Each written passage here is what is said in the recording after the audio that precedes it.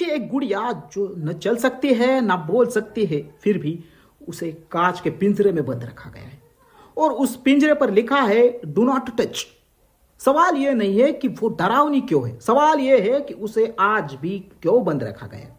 Hidden stories of India पे जानने वाले हैं इसलिए इसकी असली कहानी शुरू होती है अमेरिका से। 1970 के दशक में एक नर्स के गिफ्ट में मिली एक साधारण सी रेग डॉल, नाम था एनाबेले।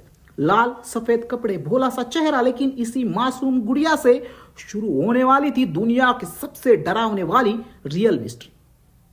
जिस जगह एनाबेला को रखा जाता, कुछ समय बाद वो वहां नहीं मिलती। कभी सोफे से बिस्तर पर, कभी कमरे से बाहर, कभी घर में कोई नहीं, फिर भी गुड़िया अपनी जगह बदल चुकी होती है। कुछ दिनों बाद घर में छोटे छोटे कागज मिलने लगे। उन पर लिखा होता था हेल्प मी। हैरानी की बात यह थी कि उस घर में ऐसा कोई भी कागज नहीं था कि जिन पर यह नोट लिखा जा सके। नर्स का एक दोस्त था, एक दिन मजाक में गुड़िया को उठाता था। उसकी छाती पर खून के निशान जैसे खरोच बन जाते थे।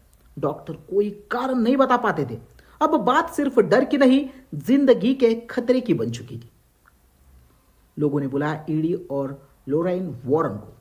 ये वो लोग थे जो अमेरिका के सबसे बड़े पैरानॉर्मल इन्वेस्टिगेशंस में से माने जाते थे।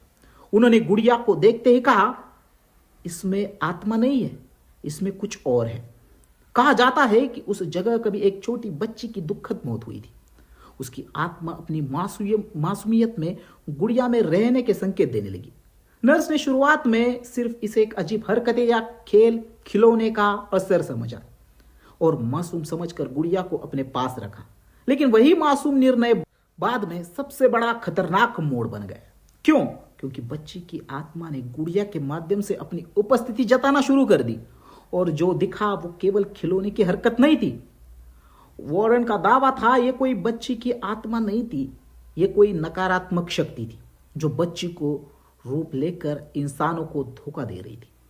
उसका मकसद एक था, किसी इंसान का पूरा कब्जा। स्थिति इतनी बिगड़ गई कि वॉरेन दांपत्य ने एनाबेला को अपने साथ ले लिया। उसे एक खास लकड़ी के बॉक्स में बंद कर दिया गया। चारों तरफ कांच, ऊपर से क्रॉस का निशान और एक तरफ चेतावनी, प्लीज डू नॉट ओपन। कहा जाता है एक लड़का उस बॉक्स का मजाक उड़ाने लगा। उसने कहा यह सब झूठ है। कुछ ही घंटों बाद उसकी बाइक का भयानक एक्सीडेंट हो गया। वो जिंदा तो बच गया, लेकिन जिंदगी भर अपाहिज हो गया। ऐसे बहुत सारे दावे और भी किए गए। वैज्ञानिक कहते हैं इसे कोइंसिडेंस कहा जा सकता है, लेकिन जब ऐसी घटनाएं बार बार दोहराई जाए तो इंसान डर को नजरअंदाज नहीं कर पाता। यही से कहानी विश्वास और भय के बीच अटक जाती है। फिल्मों में दिखाई गई एनाबेला बहुत खतरनाक दिखती है, लेकिन असली एनाबेला एक साधारण कपड़े रेग डॉल है। यानी असल में गुड़िया नहीं, हमारी सोच में यह डाला गया है। साइकोलॉजिस्ट कहते हैं अगर दिमाग को किसी चीज से डरा दिया जाए तो हर पल हलचल में खतरा देखने लगता है। इसे कहते हैं फियर कंडीशन। एनाबेला इस साइकोलॉजी का सबसे बड़ा उदाहरण बन चुकी है, क्योंकि उस म्यूजियम में आज भी लोग जाते हैं। आज भी लोग कहते हैं कि बॉक्स के अंदर गुड़िया की आंखें हिलती है। हालांकि इसका कोई साइंटिफिक प्रूफ नहीं है।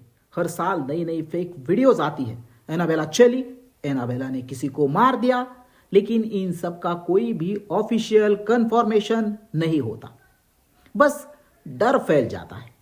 आज कोई भी 100% नहीं कह सकता कि एनाबेला सच में खतरनाक है या नहीं, लेकिन यह पक्का है कि इंसानों का डर उसे और ताकतवर बना देता है, क्योंकि इंसान डर से भागता भी है और उसी डर की तरफ खींचता भी है। एनाबेला इसी क्यूरियोसिटी का सबसे बड़ा उदाहरण बन चुकी है, क्योंकि डर को बार बार दिखाया गया, फिल्मों में, रील में, स्टोरीज में, और जब डर बार बार दिखता है तो दिमाग उसे सच मानने लगता है। यही सबसे बड़ा इल्यूशन है। अगर हम किसी चीज को 100 बार खतरनाक मान ले तो वो हमारे लिए वाकई खतरनाक बन जाती है। एनाबेला ने दुनिया को यही सिखाया। डर बाहर नहीं, दिमाग के अंदर पैदा होता है। शायद एनाबेला एक साधारण गुड़िया ही हो, लेकिन उसने हमें यह जरूर सिखाया कि इंसान को सबसे बड़ा दुश्मन अपना डर है। जो इंसान को अपने डर को पहचान ले उसे न कोई गुड़िया डरा सकती है, ना कोई अंधेरा और ना ही कोई कहानी।